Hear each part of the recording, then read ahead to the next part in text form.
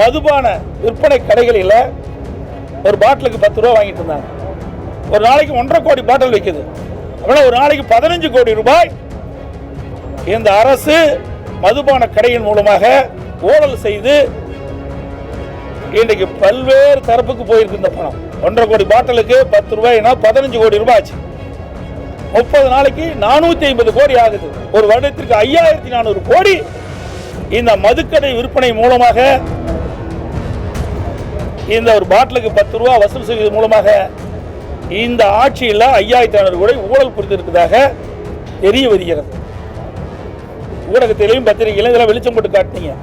நேற்றைய தினம் கூட டாஸ்மாக் ஊழியர்கள் ஒரு போராட்டம் நடத்திருக்கும் போது அதில் தெரிவிக்கிறாங்க, நாங்கள் வாங்கினது உண்மைதான், இதை நாங்கள் மட்டும் வச்சுக்கல, பல அதிகாரிகள் கொடுத்தோம், சம்பந்தப்பட்ட அமைச்சர் கொடுத்தோன்னு கூட உங்கள் தொலைக்காட்சியில் நான் பார்த்தேன்.